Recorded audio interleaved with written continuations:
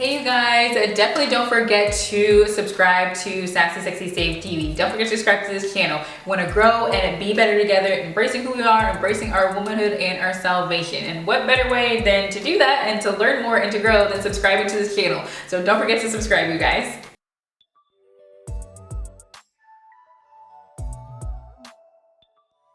Hey you all, welcome back for another episode of Back to Basics. My name is Quiniqua for those of you guys who are new to this channel or new to Sassy Sexy Save TV.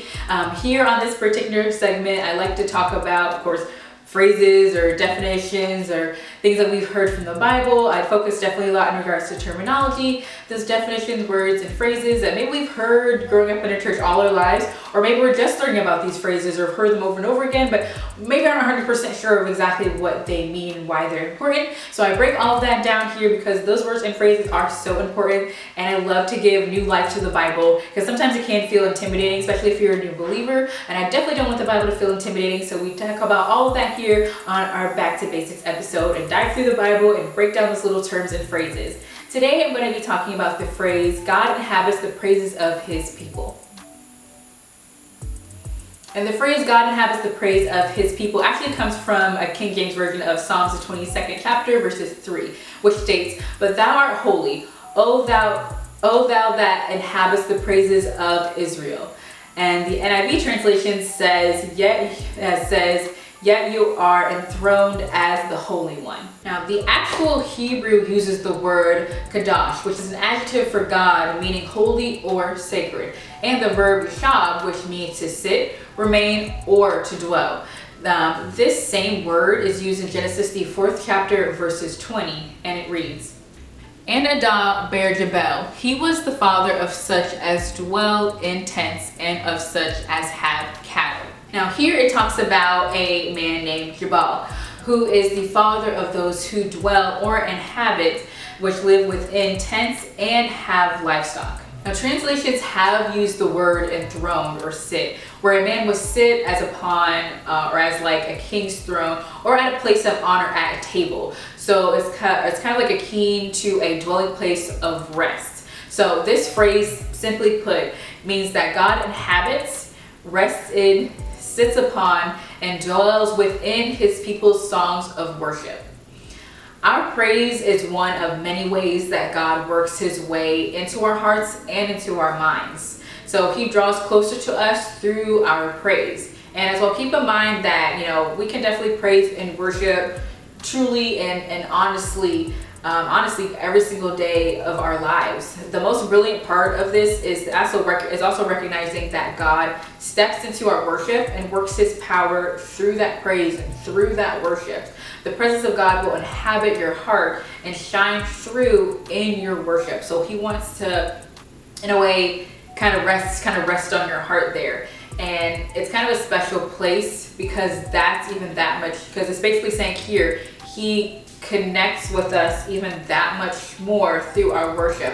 And I've heard this phrase, other phrases before in regards to, your worship is powerful, your praise has meaning, phrases like that. And it truly is because God is deciding in this moment to come even that much more in this place of worship.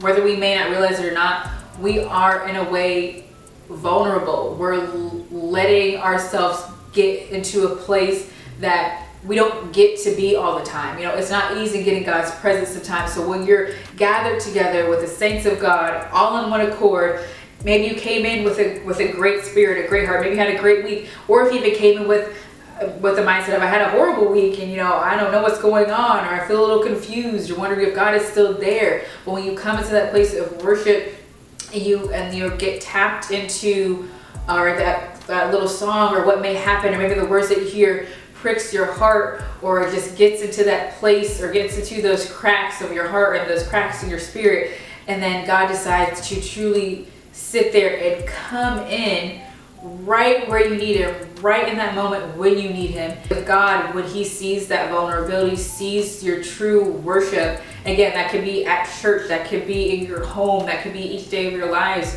when you're out and about worshiping, which means you're just living life that is pleasing to God and giving your all, even on your good day or on your bad day. You're letting him know, I need you. You're letting him know in that moment, I trust you and I'm going to let you in. And he will come in even that much more and want to sit there with you and sit on your heart. He wants to rest and fill us up with as much of him as he possibly can. And it really is something that is beautiful, but a lot of times some of us can't get to that place of worship or praise or longing because something else is sitting on our heart. Something else is holding our attention. And that's sometimes why God can't come in, because there's something else there. So whatever is there, let that go, pray about it, ask God to please remove that so he can come in that much more. When he inhabits the praises of his people, again, that means he wants to rest in, he wants to sit there, he wants to dwell in us. And every time that we have our song or our worship, and again, worship isn't just on Sunday morning hearing your favorite song. It is, for me, I feel like that is for me. That's kind of one of my love languages is songs of worship and praise. But as well, worship is actually going out each and every day, obeying the Lord and his commandments, going out and giving an encouraging word, going out and getting up even when you may not feel like it. That sacrifice and that obedience to God, he sees that each and every day that you do that and put your best faith foot forward. He absolutely sees that, and he'll want to dwell and inhabit in you and work through you even that much more. So he inhabits the praises of his people is honestly a beautiful thing. And again, one of the ways that God definitely comes to us and wants to speak to us and work through us is in that time of worship, is in that time of praise. Because in that moment, we have put aside whatever may be bothering us, whatever may be an issue that's going on. You're saying in that moment, I give it to you because I want you to come in, replace whatever that is so that I can be used by you even that much more. So thank you guys so much for joining me here for another episode of Back to Basics. I hope you learned a little bit in regards to some of these words or phrases each time.